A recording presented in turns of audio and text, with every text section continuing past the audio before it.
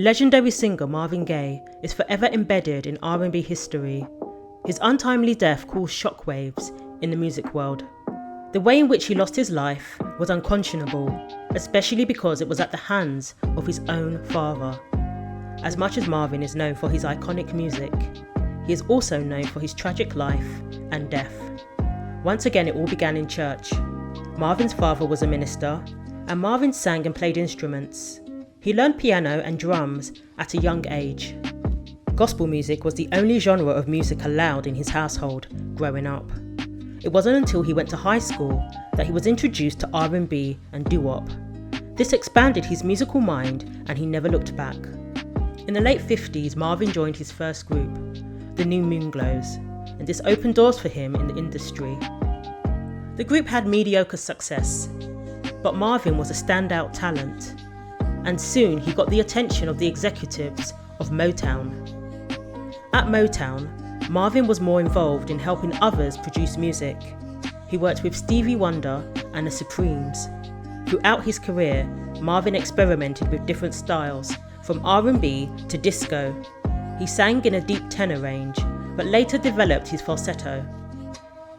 Over his 22-year career, Marvin released 56 songs.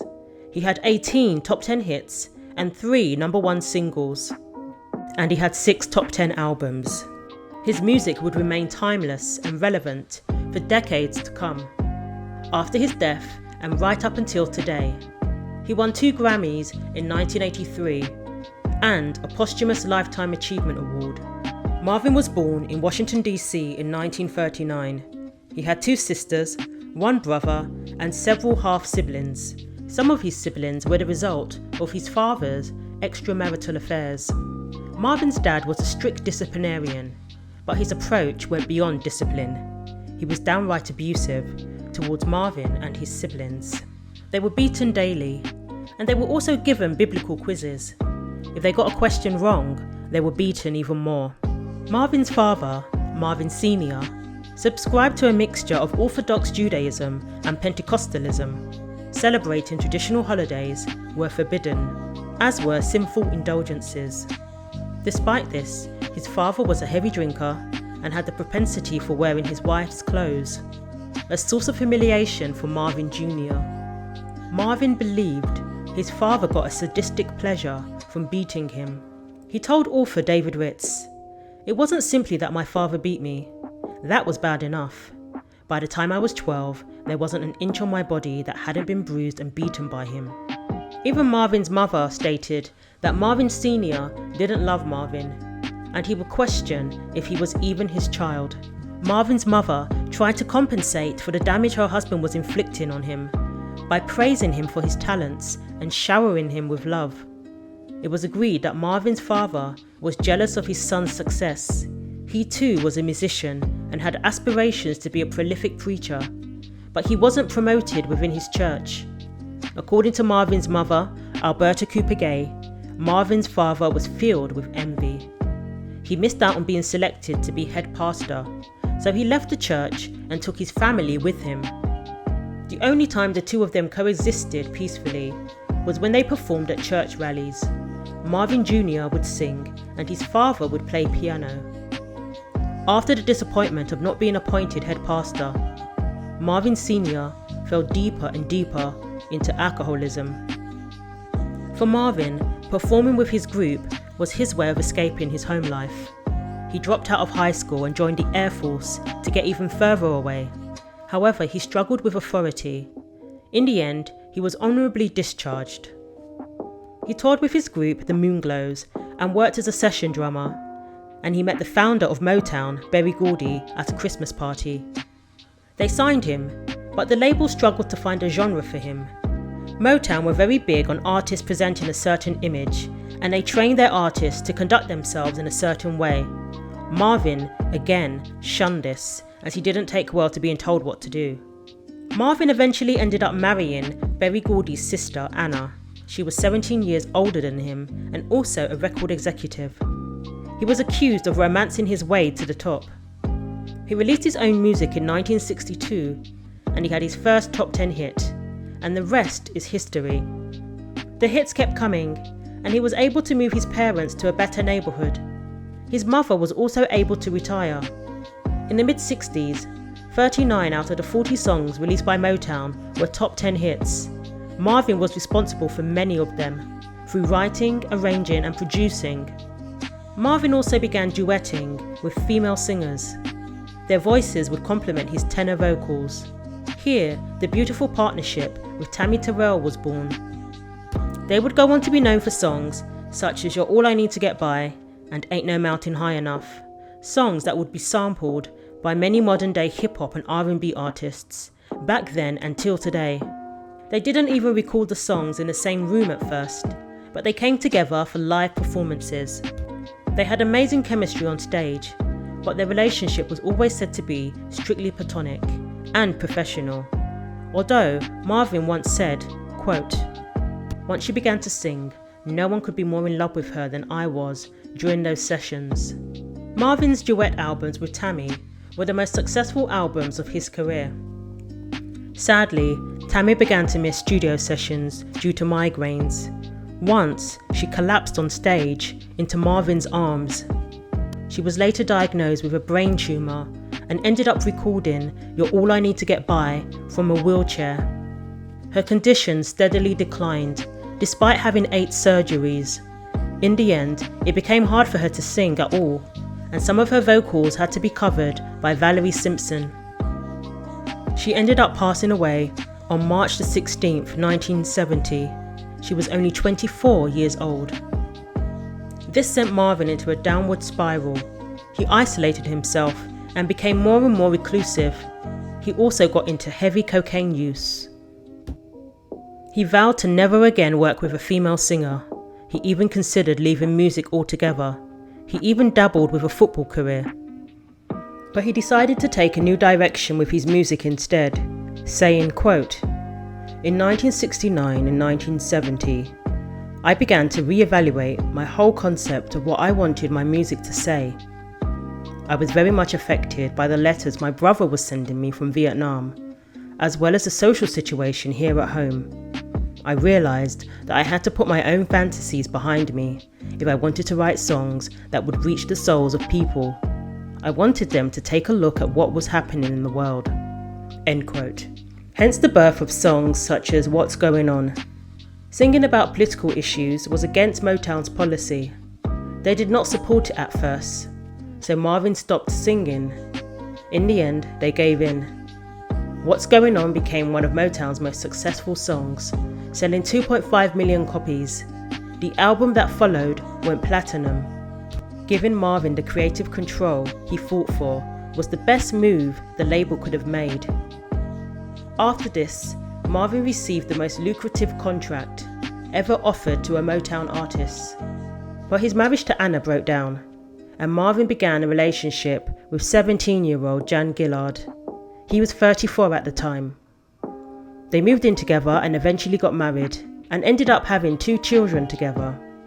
Then, Marvin changed his style again, and started to release songs such as Sexual Healing, another huge hit for him, for which he won 2 Grammys. It became one of his most iconic songs. Then he began to have financial issues after his divorce. He even had to make a whole album just to pay his wife alimony. Berry Gordy had to promote the Alimony album, which contained songs dissing his sister. After 20 years with Motown, Marvin left the label. Here's what happened in his final years. Marvin ended up owing $4.5 million to the IRS. At the time, he was believed to be living in a van, going around searching for cocaine money. But he got the opportunity to tour Europe and make money again. But his tour of Europe was cut short after failing to appear on time at the Royal Gala charity show, leaving his audience waiting and disappointing the British fans. After a brief affair with Lady Edith Foxwell, Marvin decided to return to America in 1983. Sadly, the following year, he would be dead. One of Marvin's most famous performances was singing the national anthem at the 1983 NBA All-Star Game. It was a jazzed-up version of the anthem, and some called it bizarre, while others called it groundbreaking. Perhaps Fergie was paying homage to Marvin in her jazzed-up version of the anthem. It was his final public performance. Marvin made the fateful decision to move back to his parents because he believed he had nowhere else to go. He had lost everything due to the huge debt he owed to the IRS. His assets were seized and he lost his homes and LA recording studio. Living with his parents brought back his childhood trauma of the abuse he suffered at the hands of his father. No matter how accomplished a person becomes, their parents will still see them as the kid they once were. And in Marvin's case, his accomplishments didn't gain the respect of his father. He was still mistreated, even as a grown man and an international superstar.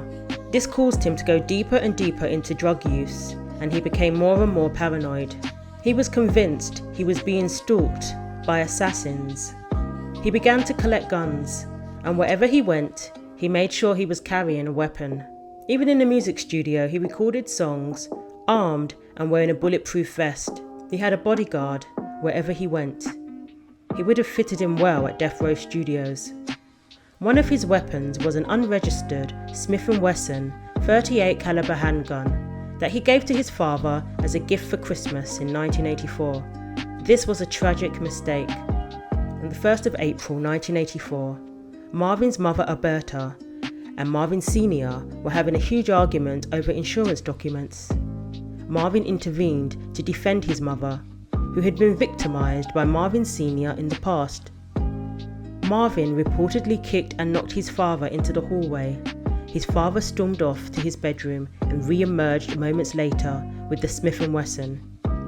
He immediately shot Marvin in the chest, and then he fired another shot.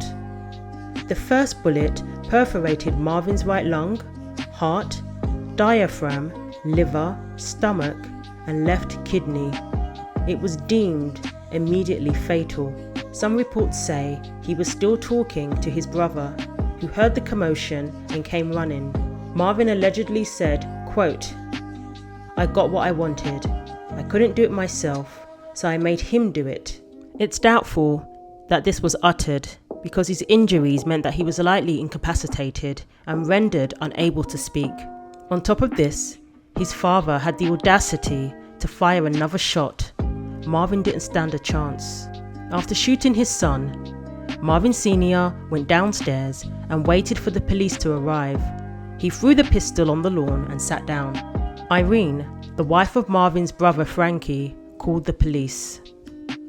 Lifelong bitterness is thought to be the root cause of the murder on the part of Marvin Sr. Marvin Jr. was rushed to the California Medical Center and pronounced dead soon after. His father was then arrested. Asked if he loved his son, he said, quote, "Let's say I didn't dislike him," end quote. He always maintained that he acted in self-defense. There were bruises found on him when he was arrested. They were believed to be caused by the actions of Marvin Jr. The trial took place, and Marvin Sr. was given a 6-year suspended sentence as part of a deal in which he pled guilty to voluntary manslaughter.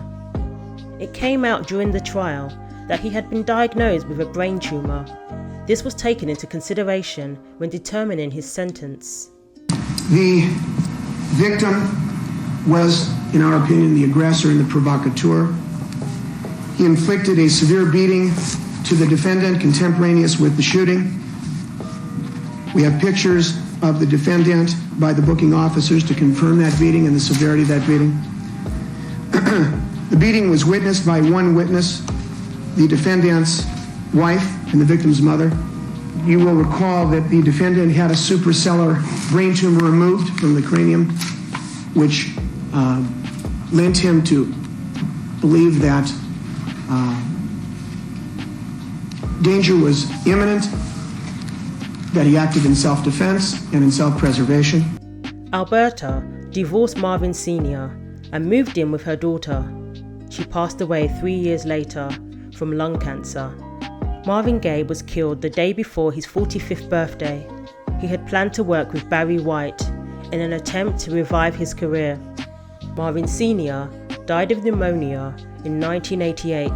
He was living in a nursing home at the time. In that era, there were some very tragic celebrity deaths, such as John Lennon and Buddy Holly, but Marvin's was considered the most senseless and tragic of all. At his funeral, Marvin lied in state on Farris lawn in an open casket. 10,000 people attended. He left behind 3 kids. Smokey Robinson and Stevie Wonder gave his eulogy. Marvin Gaye was inducted into the Rock and Roll Hall of Fame in 1987. The opening for the song What's Going On was originally, "Father, Father, we don't need to escalate." The lyrics were changed to "Mother, Mother," perhaps due to the negative feelings Marvin had towards his father, described as a burning hatred for his father and an eternal love for his mother. A very tragic end for a huge icon in music. Were you aware of the details of Marvin Gaye's tragic death? Thanks for watching. Share your thoughts below, like and subscribe for weekly videos, and don't forget to click the bell for more.